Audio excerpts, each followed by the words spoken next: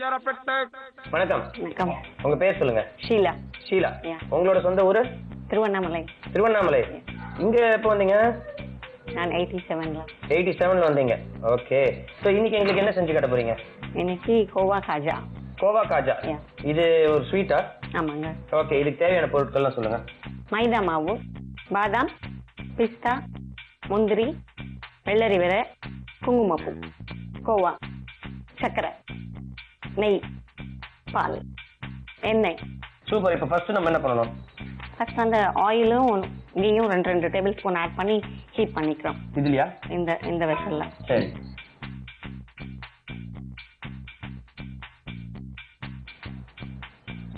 இதோடய நெய் ஊற்றணுமா? ஆமாங்க.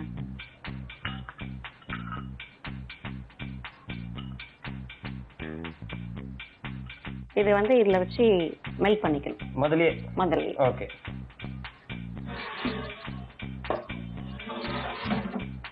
எவ்வளவு நேரம் ஆகணும்? ஒரு 2 minutes. 2 minutes. இப்போ எண்ணெய் வந்து நல்லா காஞ்சிட்டு இருக்கு. அடுத்தது என்ன? அடுத்து இந்த மாவோட பேக்கிங் பவுடர். இந்த மாவுல? ஆமாங்க.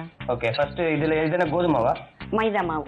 இப்போ மைதா மாவோட என்ன சேர்க்கணும்? ஒரு பிஞ்ச் சால்ட். பேக்கிங் பவுடர் கொஞ்சமா போட்டா போதும். நல்லா சூடாயிடுச்சா? நல்லா சூடாய் மெல்ட் ஆயிடுச்சு.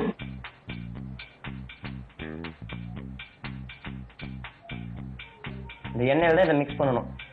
என்ன பால்? சோ இத பால் சேர்க்கணும் இல்லையா? இத முதல்ல மிக்ஸ் பண்ணிட்டு அதுக்கு அப்புறம் பால் சேர்க்கலாங்க.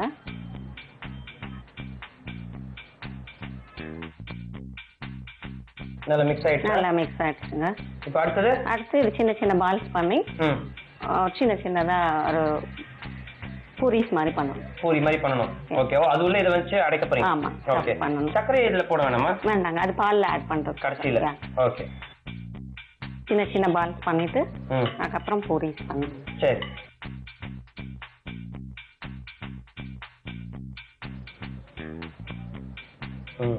சோ இப்போ இந்த மாதிரி சின்ன சின்னதா பண்ணியாச்சு. இப்போ இத வந்து நம்ம இந்த பேப்பர்ல ஆயில் லைட்டா அப்ளை பண்ணிட்டு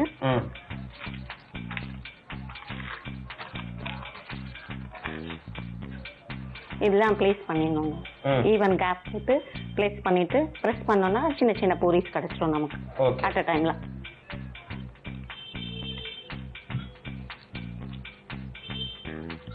இப்போ இந்த பூரிஸ் ரெடி ஆயிடுச்சுங்க. உள்ள ஸ்டஃப் பண்றதுக்காக அந்த கோவாவோட இந்த பவுடர் மிக்ஸ் பண்ணிக்கணுங்க.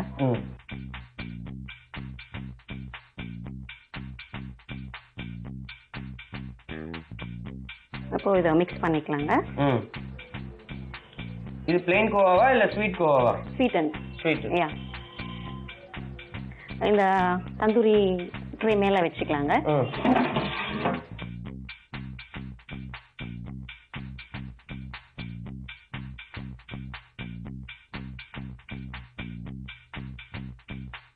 இது எட்ஜஸ் வரைக்கும் போகக்கூடாது. எட்ஜஸ் போனா இது ஜாயின் ஒட்டாது.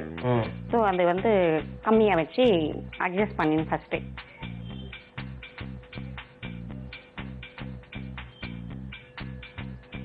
இது சீல் பண்ணும்போதும் கேப் இல்லாம சீல் பண்ணணும். இல்லைன்னா உள்ள நம்ம ஸ்டஃப் பண்ணிருக்கிறது ஹீட் ஆகும்போது வெளியே வந்துடும்.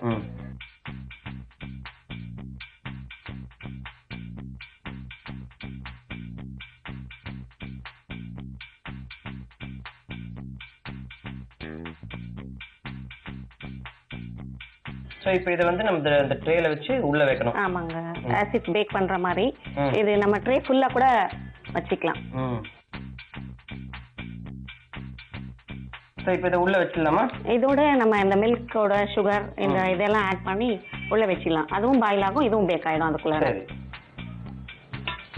சுகர் ஊத்தணுமா? பால் ஊத்திடுங்க. நம்ம டேஸ்ட்டுக்கு வேணுன்ற அளவுக்கு சுகர் ஆட் பண்ணிக்கலாம்.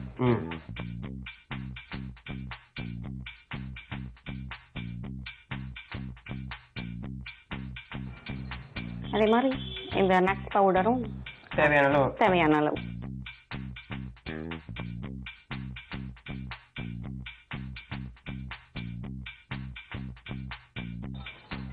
இதையும் வந்து அந்த ட்ரேலயே வச்சிட்டோம்னா ட்ரேலயே வச்சிட்டா சூடாயிடும். வச்சிடலாமா? வச்சிடலாங்க.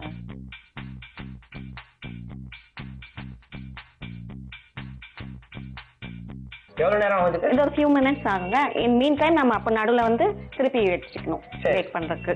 அது வரைக்கும் நம்ம வெயிட் பண்ணி பார்ப்போம். அதுக்கப்புறம் இந்த டிஷ்ஷை நம்ம டேஸ்ட் பண்ணி பார்க்க போறோம்.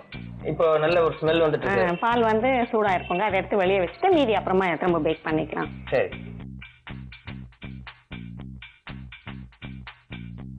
பொங்கி வர மாதிரி.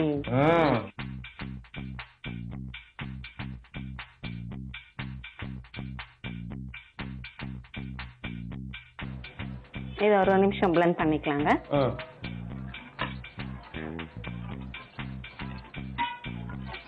இப்போ அது ரெடி ஆனதுக்கு அப்புறம் இதுல போட வேண்டியதுதான். ஆமாங்க. ஓகே. சோ இப்போ பேக் ஆயிடுச்சுங்க. ஆல்மோஸ்ட் எல்லாம் பேக் ஆயிடுச்சு. இது வந்து சர்விங் டிஷ்ஷுக்கு மாத்திக்கலாங்க. ஓகே. இந்த பால் வந்து இதுல ஆட் பண்ணிடலாங்க. சரி.